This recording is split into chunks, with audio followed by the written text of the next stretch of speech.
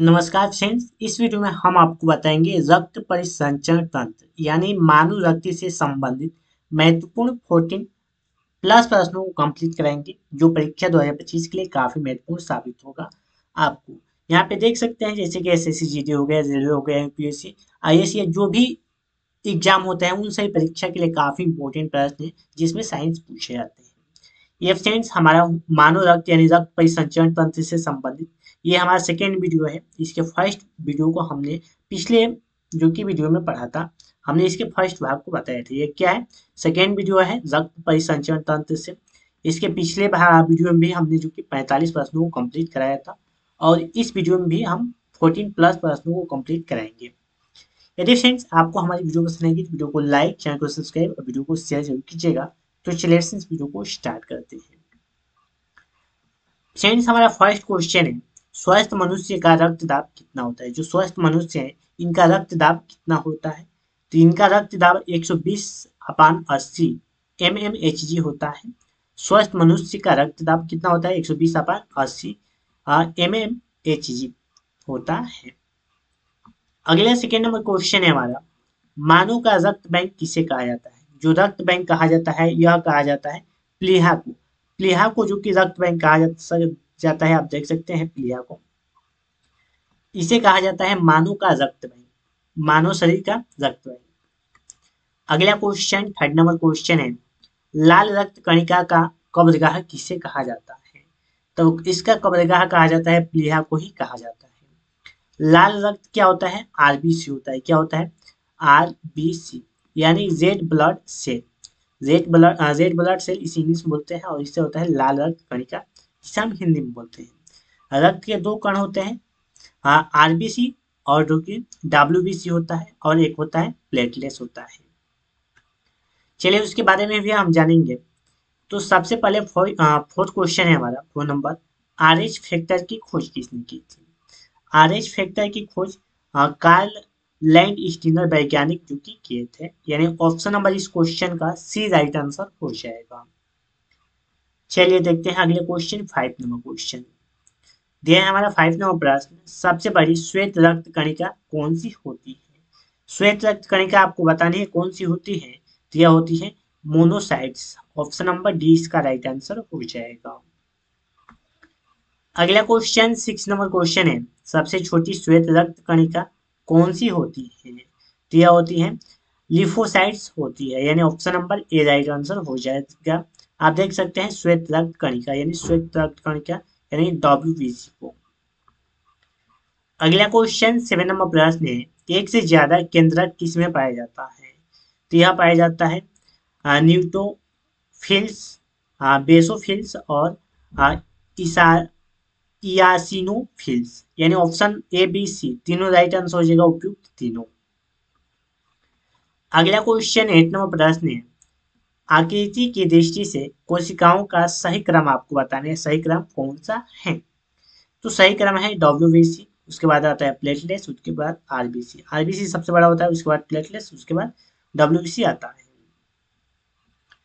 अगला क्वेश्चन हमारे 9 नंबर प्रश्न है, सिर्फ एक केंद्रक किस में पाया जाता है। तो एक केंद्रक मोनोसाइट्स और लिफोसाइट्स में पाया जाता है, यानी ए और बी दोनों राइट आंसर हो जाएगा, उपयुक्त दोनों इसका करेक्ट आंसर हो जाएगा। यहाँ पे पॉइंट समझ दिया है, जिन रक्त कणिकाओं में एक केंद्रक पाया जाता है उन्हें ग्रानुलोसाइट्स कहा जाता है, और जिन रक्त कणिकाओं में एक से ज्यादा केंद्रक पाया जाता है उन्हें ग्रानुलोसाइट्स कहा जाता है। आप ये देख सकते हैं परीक्षा में इससे संबंधित प्रश्न पूछे जा सकते हैं। अगला 10 नंबर प्रश्न है, श्वेत रक्त कणिका में सबसे ज्यादा 60 से 70% किसका होता है। तो 60 से 70% जो कि न्यूट्रोफिल का होता है, आप देख सकते हैं। अगला क्वेश्चन 11 नंबर क्वेश्चन है हमारा, डब्ल्यूबीसी इसे बोलते हैं व्हाइट ब्लड सेल में सबसे कम प्रतिशत किसका रहता है। यह रहता है बेसोफिल का रहता है, जो कि 0.5 से 2% रहता है। यहाँ पे कुछ पॉइंट्स दिए गए हैं, आप पढ़ लीजिएगा। न्यूट्रोफिल्स को कोशिका भक्षण भी कहा जाता है, और न्यूट्रोफिल्स मानव शरीर को इम्यूनिटी जो कि प्रदान करती है। अगला क्वेश्चन 12 नंबर प्रश्न है हमारा, शरीर में प्रतिरक्षी का निर्माण कहाँ होता है? तो प्रतिरक्षी का निर्माण होता है WBC के जो कि लिम्फोसाइट से होता है। अगला 13 नंबर प्रश्न है, रक्त का थक्का बनने का कार्य कौन करता है? तो रक्त का थक्का बनने का कार्य बिम्बाणु बिम्बाणु जो कि करता है। अगला 14 नंबर प्रश्न है, किसकी उपस्थिति के कारण मानव शरीर में रक्त जमा नहीं है? तो यह हिपेरिन के कारण जो कि नहीं जमता है। 15 नंबर प्रश्न है अगला, फाइब्रोनोजेन को फाइब्रिन में बदलने वाला एंजाइम कौन सा है? तो यह एंजाइम है थ्राम्बिन एंजाइम कहलाता है, या थ्राम्बिन जो कि एंजाइम है। अगला क्वेश्चन 16वां प्रश्न है, कार्ल लैंड स्टीनर ने किसकी खोज की थी? तो यह किए थे रक्त समूह की खोज किए थे। किसकी खोज किए थे? रक्त समूह की खोज किए थे। 17वां प्रश्न है, मनुष्य के रक्त को कितने समूहों में विभाजित किया गया है? तो इन्हें 4 समूहों में विभाजित किया गया है। कितने? 4 समूहों में। अगला 18वां प्रश्न है, कौन से रक्त समूह में एंटीजन नहीं पाया जाता है? तो एंटीजन जो कि रक्त समूह ओ में नहीं पाया जाता है एंटीजन। अगला 19वां प्रश्न है, एंटीजन कितने प्रकार के होते हैं? तो यह 2 प्रकार के होते हैं। कितने प्रकार के होते हैं? 2 प्रकार के होते हैं। 20 नंबर क्वेश्चन है, कौन से रक्त समूह में एंटीबॉडी नहीं पाया जाता है? तो एंटीबॉडी जो कि रक्त समूह AB में नहीं पाया जाता है, यानी option number C right answer हो जाएगा। आप यहाँ पे देख सकते हैं कुछ इंपॉर्टेंट पॉइंट्स है। रक्त समूह ए और बी में एंटीबॉडी होता है, बी और ए में एंटीबॉडी होता है, और AB में कोई भी एंटीबायोटिक जो कि नहीं होता है, और रक्त समूह AB में जो कि एंटीबॉडी होता है। चलिए देखते हैं अगले क्वेश्चन 21 नंबर क्वेश्चन, किस रक्त समूह को सर्वदाता कहा जाता है? सर्वदाता मतलब होता है कि यह किसी भी ब्लड ग्रुप को रक्त दे सकता है, जिसे हम सर्वदाता बोलते हैं। तो यह होता है रक्त समूह को होता है सर्वदाता। अगला क्वेश्चन 22 नंबर क्वेश्चन है, किस रक्त समूह को सर्वग्राही कहा जाता है? सर्वग्राही मतलब होता है यह किसी से भी रक्त ले सकता है, अपने किसी भी जो कि ग्रुप से या किसी भी समूह से। तो यह होता है समूह AB होता है। अगला 23 नंबर प्रश्न है, मानव शरीर में रक्त वाहिनियां कौन सी होती है? कौन कौन सी होती है? तो यह होती है धमनी होती है, शिरा होती है और केशिका होती है, यानी उपयुक्त तीनों इसका राइट आंसर हो जाएगा, ऑप्शन नंबर डी। अगला क्वेश्चन 24 नंबर प्रश्न है हमारा, सबसे पतली रुधिर वाहिनियां कौन सी होती है? तो यह होती है केशिका। कौन सी होती है? केशिका होती है। 25वां प्रश्न है, रक्त के तापमान के आधार पर प्रणालियों को कौन से भागों में बांटा गया है? तो ऑप्शन ए दिया है गर्म रक्त प्रणाली और शीत रक्त प्रणाली, यानी उपयुक्त दोनों इसका राइट आंसर हो जाएगा, ऑप्शन नंबर सी। अगला क्वेश्चन 26 नंबर क्वेश्चन है, कौन सी प्रणाली का तापमान हर वातावरण में जो कि एक समान बना रहता है? तो ऑप्शन ए दिया है भालू, बंदर और मनुष्य, यानी उपयुक्त तीनों इसका करेक्ट आंसर हो जाएगा, ऑप्शन नंबर डी। अगला क्वेश्चन 27 नंबर क्वेश्चन है, निम्न में से शीत रक्त वाली प्रणाली कौन सी है, या कौन सी है प्रणाली आपको बतानी है?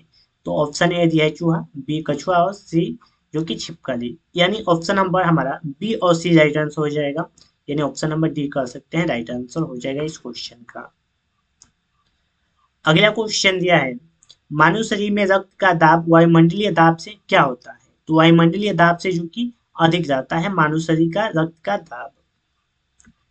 अगला 29वां प्रश्न है, खून के थक्के का पता लगाने के लिए कौन से रेडियो समस्थानिक का प्रयोग किया जाता है? यह किया जाता है सोडियम जो कि 24 समस्थानिक का प्रयोग किया जाता है। अगला हमारा 30वां क्वेश्चन है, कौन सी रक्त वाहिनी शरीर के विभिन्न भागों से हृदय तक रक्त को लाने का कार्य करती है? तो रक्त का लाने का कार्य करती है जो कि शिरा करती है, शिराएं करती है, यानी option number C correct answer हो जाएगा। अगला 31 नंबर क्वेश्चन है, हृदय से निकले हुए शुद्ध रक्त को कौन सी धमनी लीवर तक पहुंचाती है? तो लीवर तक पहुंचाती है हिपेटिक जो कि पहुंचाती है। अगला क्वेश्चन 32 नंबर क्वेश्चन है, हृदय से निकले हुए जो कि शुद्ध रक्त को कौन सी धमनी गुर्दे तक पहुंचाती है, यानी कौन सी धमनी पहुंचाती है, तो यह पहुंचाती है रीनल धमनी, यानी रीनल धमनी पहुंचाती है।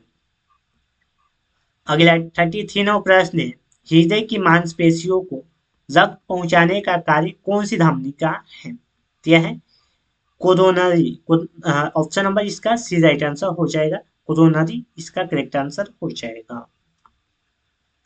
चलिए 34 नंबर क्वेश्चन है, सीरा और धमनी को एक दूसरे से कौन जोड़ता है, तो एक दूसरे से जोड़ता है कैपिलरी, यानी ऑप्शन नंबर सी इसका राइट आंसर होगा। अगला क्वेश्चन 35 नंबर क्वेश्चन है, मनुष्य में रक्तचाप का नियंत्रण कौन सी ग्रंथि करती है, तो यह करती है एड्रिनल ग्रंथि करती है, यानी ऑप्शन नंबर बी इसका करेक्ट आंसर हो जाएगा। 36 नंबर क्वेश्चन है, हीमोग्लोबिन किस में पाया जाता है, तो यह पाया जाता है लाल रक्त कणिका यानी आरबीसी में पाया जाता है, जिसे हम बोलते हैं रेड ब्लड सेल, यानी किस में पाया जाता है आरबीसी में पाया जाता है, जिसे हम बोलते हैं red blood cell. 37 number question है, सीरा में किस प्रकार का रक्त बहती है, तो इसमें सिर्फ अशुद्ध रक्त बहती है, सीरा में अशुद्ध रक्त बहती है और धमनी में सिर्फ शुद्ध रक्त बहती है, ये याद रखिएगा। यहाँ पे कुछ पॉइंट्स दिए हैं, फुफ्फुस सीरा में शुद्ध रक्त बहता है, यहाँ पे दिया गया है फुफ्फुस सीरा में। अगला क्वेश्चन 38 नंबर क्वेश्चन है, लाल रक्त कणिका का आकार कैसा होता है, तो यह होता है उत्तलाकार होता है। अगला 39 नंबर प्रश्न है, रक्त को जमने में सहायक कौन सा तत्व है, तो यह है कैल्शियम। कैल्शियम क्या है, सहायक करता है या मददगार करता है। 40 नंबर प्रश्न है, यानी 40 नंबर प्रश्न है, शुद्ध रक्त शरीर की कौन सी वाहिनी में बहता है, तो यह बहता है धमनी में बहता है। आपको हमने बताया कि शुद्ध रक्त धमनी में और अशुद्ध रक्त जो कि सीरा में बहता है। फ्रेंड्स, इस तरह हमने मानव रक्त यानी ह्यूमन ब्लड, जो हमारा टॉपिक है रक्त परिसंचरण तंत्र से संबंधित 14 प्रश्नों को कंप्लीट कराया इस वीडियो में। इसके फर्स्ट भाग में यानी फर्स्ट वीडियो में भी हमने 45 प्रश्न को कंप्लीट कराया था रक्त परिसंचरण तंत्र से संबंधित। यदि फ्रेंड्स आप उस वीडियो को देखना चाहते हैं तो हमारे चैनल पर विजिट कर सकते हैं, आप देख सकते हैं उस वीडियो को। तो फ्रेंड्स आज के लिए इतना ही, फिर मिलते हैं नेक्स्ट वीडियो में, तब तक के लिए जय हिंद दोस्तों, वंदे मातरम।